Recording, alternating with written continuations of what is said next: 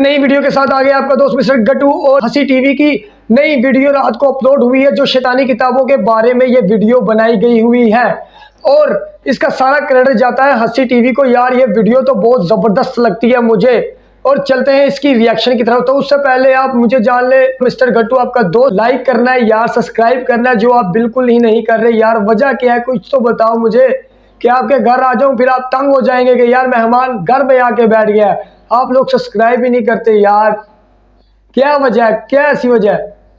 तो चलते हैं अब रिएक्शन की तरफ, जो बहुत ही ज़बरदस्त होने जा रहा है। अस्सलाम वालेकुम दोस्तों, मेरा नाम है असीम शफकत और आप देख रहे हैं हंसी टीवी। क्या यार ऐसी किताबें होती हैं? अब तक इंसानों की तरफ से लिखी गई सबसे शैतानी किताब, जो कि जादू और अमलियात पर मुश्तमिल एक ऐसी पुरअसरार किताब है जो कि अपने पढ़ने वाले शख्स को पागल या दीवाना बना देती है। इसके लिखने वाले शख्स का किसी को नहीं पता, पर आम तौर पर यही माना जाता है कि 5वीं सदी हिजरी के अंदर शेख अबू अल नासिर अल सिराज अल तूसी, हाँ यार ये काम कभी भी नहीं करने चाहिए क्योंकि शैतान का काम है वर्गलाना। रिवायत के मुताबिक अल्जीरिया के अहमद बिन अबुल यूसुफ मालिकी नाम के शख्स ने इसे जिन्नात की मदद से और पुराने जादुई नुस्खों की मदद से लिखा। ये शैतानी अमलियात पर लिखी गई एक ऐसी पुरअसरार किताब है जिसके बारे में ऐसे पुरअसरार किस्म के दावे मौजूद हैं जिसे सुनकर इंसान के रोंगटे खड़े हो जाते हैं। मिसाल के तौर पर शैतानी जिन्नात ने इस किताब के लिखने वाले के जिस्म में दाखिल होकर खुद से इसे लिखवाया ताकि इंसानों को जिन्नात की तरफ अट्रैक्ट करके हर इनके बिगड़े काम को अल्लाह से छोड़कर लम्हों में जिन्नात से करवाने की उम्मीद देकर इन्हें गुमराह करें, जिससे ना सिर्फ खुद इंसानों के हाथों खुद इंसानों की तौहीन होगी बल्कि अल्लाह के साथ शिरक करवा कर ये इंसानों को दायरे इस्लाम से भी खारिज कर देंगे, क्योंकि अल्लाह ताला का जादू से मुतल्लिक वाज़ेह तौर पर हुक्म है कि ऐसी बातें तो मैंने सिर्फ कहानियों में ही सुनी है, लेकिन आज देख भी रहा हूँ। अमलियात के अंदर इंसान अल्लाह को छोड़कर जिन्नात से मदद मांगता है और इनसे काम करवाता है, जो कि कुफ्र है। अब जाहिर है कि शैतान और इसके काफिर जिन्नात इंसानों के ये काम बिला वजह और बिना किसी फायदे के तो नहीं करते, बल्कि इनके पीछे इनका मकसद ये होता है कि जिस वक्त कोई शख्स जादू करता है तो ये जिन्नात इसके काम के बदले इस आमिल से ऐसी ऐसी गलीफ शर्तें रखवाते हैं जो कि सुनकर ही आपके होश उड़ जाएंगे। मिसाल के तौर पर पेशाब से कुरान पाक को लिखना, कुरान पाक को उल्टा लिखना, अल्लाह और इसके पैगम्बरों की तौहीन करना, जिंदगी में दोबारा कभी ना नहाना और ना ही गुस्ल करना, जिना करना या फिर किसी शख्स को कत्ल करना वगैरह वगैरह। और क्योंकि शैतान और इसकी औलाद काफिर जिन्नात की नस्ल को इंसानियत से पहले दिन से ही नफरत है और वो इसे जहन्नुम के अंदर देखना चाहते हैं और इसी मकसद के लिए खुद इंसानों को ऐसे कामों की दावत देते हैं। शिरक और गुनाह करने की वजह और इसकी तावीलें इनके ज़हन के अंदर डालते हैं ताकि इनको इस काम के लिए उकसा सकें।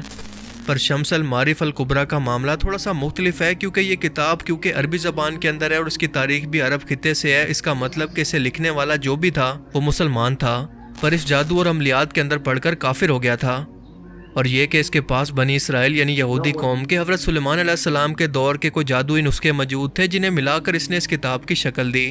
क्योंकि हम सभी लोग जानते हैं कि यहूदी कौम हज़रत सुलेमान अलैहिस्सलाम के दौर के अंदर जादू के इल्म को बाकायदा एक इल्म के तौर पर सीखती थी, जिससे अल्लाह ने वाज़ेह तौर पर तौरात के अंदर मना फरमाया था। मगर हारूत और मारूत दो फरिश्तों को इन्हें आजमाने के लिए इंसानी शक्ल के अंदर ज़मीन पर भेजा कि वो जादू के मामले में इस कौम की आजमाइश करें, लेकिन पूरी की पूरी कौम सिर्फ चंद लोगों को छोड़कर इस जादू के इल्म के पीछे चल पड़ी, जादू को सीखने लगी। उस टाइम के अंदर बनी इसराइल के अंदर ये जादू का इल्म काफ़ी अरूज पर था। शम्स अल मारिफ को लिखने वाला ऑर्थर इन जिन्नात और अमलियात के इल्म के अंदर इतना ज़्यादा गहराई के अंदर चला गया था कि खुद शयातीन जिन्नात ने इसके जिस्म के अंदर दाखिल होकर ये किताब लिखवाई और इसकी हिफाजत पर जिन्नात को मामूर कर दिया। इसीलिए अगर कोई भी शख्स इसको पढ़ने की कोशिश करता तो वो पागलपन का शिकार हो जाता। इस्लामी तालीमात के अंदर क्योंकि जादू करना शिरक है और इसी वजह से दुनिया के हर मुस्लिम मुल्क के अंदर ये किताब बैन है। लगता है ऐसी किताबें जो होती है ना ये बैन होती है। इस बात का दूसरा सबूत कि इसके ऑर्थर ने बनी इसराइल कौम के जादू के नुस्खों का इस्तेमाल किया वो ये है कि इस किताब में अरबी के बाद जिस ज़बान का सबसे ज़्यादा लफ्ज़ इस्तेमाल किया वो इब्रानी ज़बान आगे समझ तो रहे हो ना आप, फिर समझ गए हो। इस किताब के अंदर जगह जगह पर बाबुल इराक के दौर के अंदर राय जादुई रसूमात का जिक्र मौजूद है और ये वो ज़माना है जब पहली बार बाबुल के बादशाह बख्त नसर ने फ़लस्तीन के अंदर मौजूद यहूदियों की सरजमीन को हमला करके तबाह कर दिया। इसने पहली बार यहूदियों के किबला हैकल सुलेमानी को तबाह किया और यहूदियों को गुलाम बनाकर अपने साथ बाबुल इराक ले आया, जिन्हें बाद में जुल्करनैन बादशाह ने आज़ाद करवाकर अपना मुल्क वापस दिलवाया। यह इस कौम पर अल्लाह का अजाब था क्योंकि ये जादू और बदअमालियों के अंदर हद से बढ़ गए थे। کہا جاتا ہے کہ 6 صدی ہجری کے اندر یہ کتاب عرب کے ایک مشہور تاجر محمد علی بن زید کے پاس تھی، اور اس نے یہ کتاب ایک بھاری قیمت دے کر خریدی تھی کیونکہ اس کی اس وقت کے اندر صرف ایک ہی کاپی موجود تھی جو کہ اس کے پاس تھی۔ بعد میں اس نے اس کتاب کے اندر عدل بدل کر کے اس کی مزید کاپیاں بنوائی، اور انہی کاپیوں کے اندر اس کا بیان درج ہے کہ جب بھی وہ اس کتاب کو پڑھنے کی کوشش کرتا تو ایک کالا سیاہ دھواں اس کی نظروں کے سامنے موجود ہوتا، جس کی دہشت اور نحوست سے وہ بے ہوش ہو جاتا۔ لہٰذا اس نے یہ کتاب کسی مسلم عالم دین کے حوالے کر دی، اور اس کے بعد تقریباً 100 سال تک یہ کتاب منظر عام سے غائب رہی، اور آخر کار جب 7ویں صدی ہجری کے آخر کے اندر منظر عام پر آئی تو اس کے اندر بہت کچھ بدلا جا چکا تھا۔ اس کتاب کے 577 پیجز ہیں، اور یہ 4 حصوں کے اندر تقسیم ہے، اور اس کے 40 چیپٹر ہیں، جس میں جنات کو قابو کرنے، ان سے کام کروانے کے بہت سارے عملیات اور خفیہ زبان موجود ہے جو کہ شیطانی جنات سے رابطہ کروا سکتی ہے۔ اسی لیے ہر عام شخص نے جب بھی اسے پڑھنے کی کوشش کی وہ یا تو مارا گیا یا پھر پاگل ہو گیا، کیونکہ جنات کو قابو کرتے وقت ایک عامل کے پاس صرف 2 ہی آپشن ہوتے ہیں کہ یا تو وہ ان جن کو صحیح سے قابو کر لے، اور اگر وہ ایسا نہیں کر پایا تو وہ جن اسے زندہ نہیں چھوڑے گا۔ علماء کرام کے مطابق بھی اس کتاب کو اسلام سے جوڑا جاتا ہے، مگر یہ تو اسلامی تعلیمات کی مخالفت کے اندر یعنی شرک پر لکھی گئی ہے، لہٰذا اس کا اسلام سے کوئی تعلق نہیں۔ کہا جاتا ہے کہ یمن کے علاقے عدن کے اندر ایک روحانی عامل السائی نے جنات کو چکمہ دے کر اس کتاب کو پورا پڑھ لیا تھا، اور یہ جنات کو قابو کرنے کا چلہ قبرستان کے اندر کرنے جا رہا تھا کہ اسی وقت ایک قبر میں اس کا پاؤں گھسنے کی وجہ سے یہ قبر کے اندر گر گیا، اور جنات نے موقع پا کر اس کے دماغ پر قبضہ کر لیا اور یہ اپنے ہوش کھو بیٹھا۔ یہ 10 سال تک اسی طرح سے دیوانہ اور پاگل بن کر گھومتا رہا۔ آخر کار جب اسے ہوش آیا تو اس نے اس کام سے توبہ کر لی، مگر اس کی کہانی پر کبھی کسی کو یقین نہیں آیا۔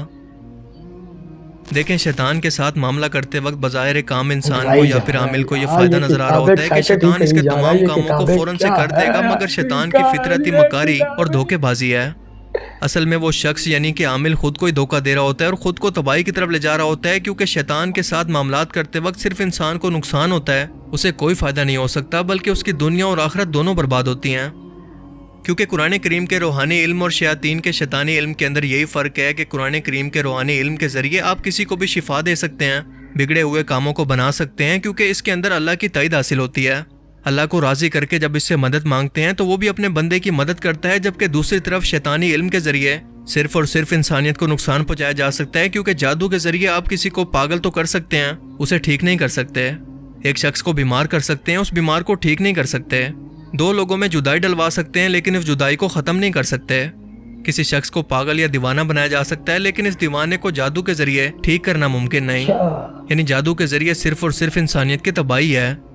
یہ انسان کی دنیا اور آخرت دونوں کو تباہ کر سکتی ہے، جو کہ شیطان کا اللہ تعالیٰ سے وعدہ ہے اور اس کا دنیا کے اندر مقصد ہے۔ بات ہوگی نا، اس لیے جتنا ہو سکے ایسی چیزوں سے اور کفریہ، شرکیہ عملیات اور عاملین سے خود کو بچائیں اور اپنے ایمان کی حفاظت کریں۔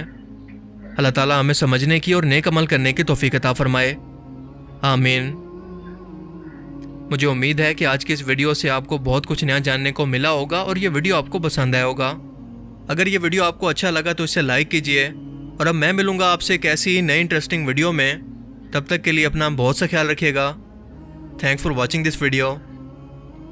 اللہ حافظ۔ تو یار ان کتابوں کے بارے میں مجھے سچ میں آج تک نہیں پتا تھا کہ سچ میں ہی ایسی کوئی کتابیں ہوں گی یا تھی یا ہے، لیکن یار اس ویڈیو کا جتنا بھی کریڈٹ جاتا ہے صرف ہنسی ٹی وی کو ہی جاتا ہے، اور میرا بھی کچھ ماننا ہے، کچھ میرے بھی سوچ وچار ہیں اس ویڈیو کے بارے میں اور ان کتابوں کے بارے میں، کہ یار اگر ایسا ہوتا کہ جیسا ہمارا معاشرہ، جیسے یہ لوگ پاگل ہوئے ہیں، اگر کسی لڑکے کو لڑکی سے پیار ہوتا تو وہ یہ کتاب راتوں رات پڑھ کر اس پہ دم کر دیتا یا جو بھی یار لکھا ہوا ہوتا، تو مجھے اتنا یقین ہے وہ ساری رات یہ کام کر لیتا، تو وہ جا کے حاصل نہ کرتا اس کو، کیونکہ محض یہ باتیں ہی ہیں۔ اور دوسری بات یہ، ایک بندہ اچھا خاصا کاروبار کر رہا ہے اور اچھا خاصا پروفٹ کر رہا ہے، اور اس کے ساتھ والی جو دکان ہے یا سامنے والی دکان ہے وہ اتنی پروفٹ نہیں کر رہا، وہ یعنی کہ کچھ بھی نہیں ہے اس کے پاس، تو وہ کتاب پڑھ کر خود کی دکان چلا نہیں سکتا۔ بھائی یار یہ سب ایک نصیبوں کا کام ہے، اور سب یار یہ دنیائی باتیں ہیں میرے حساب سے۔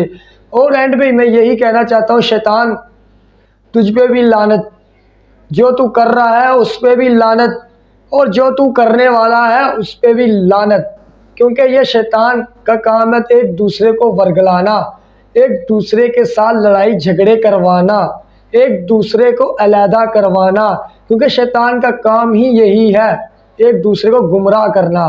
بس باتیں تو بہت زیادہ ہو جائیں گی تو پھر آپ لوگ بور ہو جائیں گے. تو تب تک دے مجھے اجازت, اللہ حافظ. اور لائک کمنٹ, اور ہاں یار اگر ایک ویسے ایکسپیریمنٹ کے لیے یار یہ بات کر رہا ہوں, باقی کوئی لوجک نہیں ہے, یہ لو ہے بس.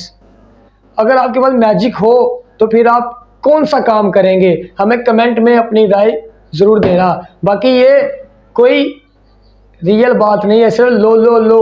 سمجھ رہے ہو نا, سمجھ تو گئے ہوگے نا آپ.